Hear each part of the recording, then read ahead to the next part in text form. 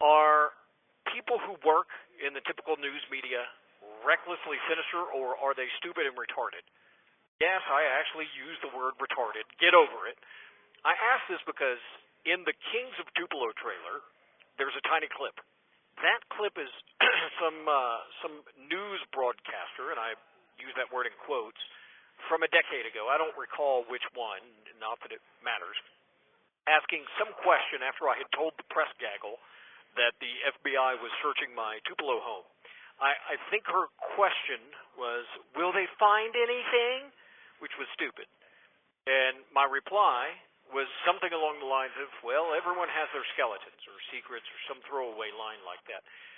During that search, they spent hours walking in and out of my Tupelo home, wearing level 4 biohazard suits, Tyvek suits with the rebreathers, carrying out of the house as much as they could pack into their big trailer so that all of the television media, CNN and their ilk, could see all the evidence that the FBI had seized.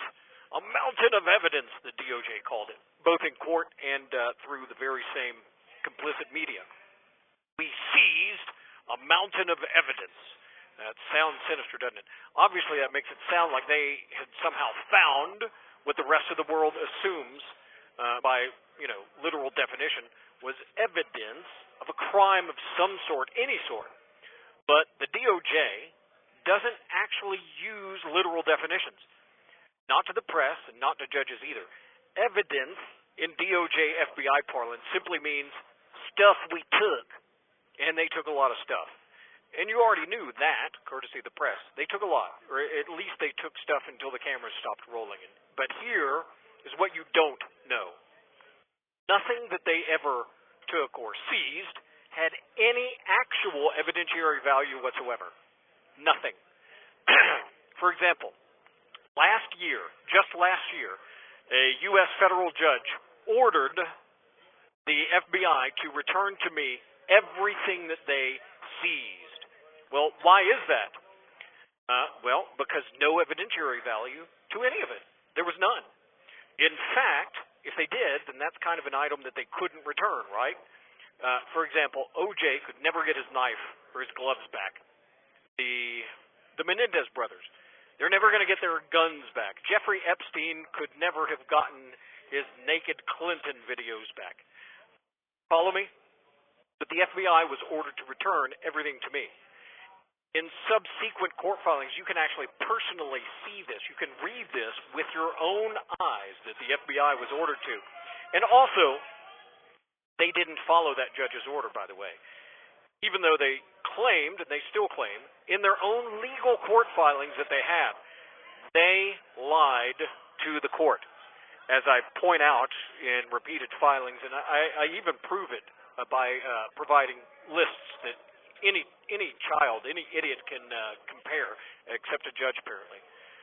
They claim they've returned stuff that they clearly and obviously haven't. But it's okay, though, because apparently, because Sharon Aycock, like most other judges, they just love it when prosecutors and the FBI and law enforcement just lie to them. Judges don't want the truth, or at least that's my only explanation. It doesn't make sense. I mean, she hasn't offered any other. Anyway, also regarding the trailer, there's a couple of news articles about the Netflix trailer, about the Kings of Tupelo trailer, that were posted by WTVA, which are just an outright lie. And this is, by the way, why the news media has no credibility anymore. For example, there's a reporter who calls himself Ryan Coleman with Entertainment Weekly.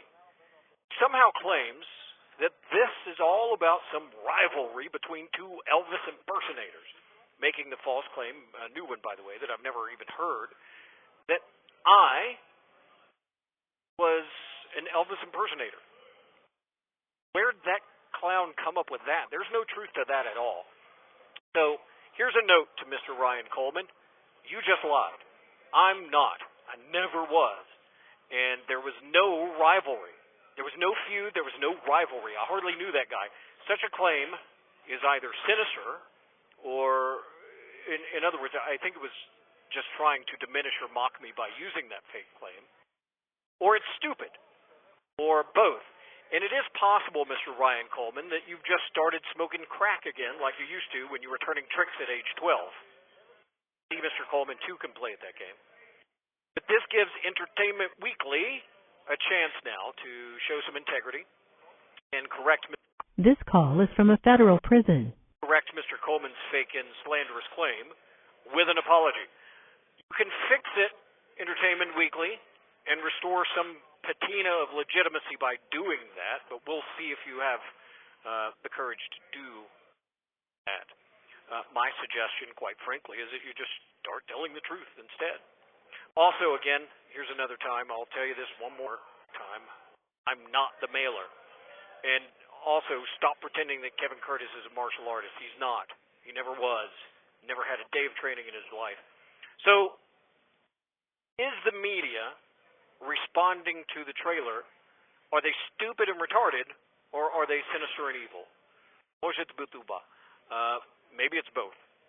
Anyway, for today, that's my 3 chords and the truth. Are people who work in the typical news media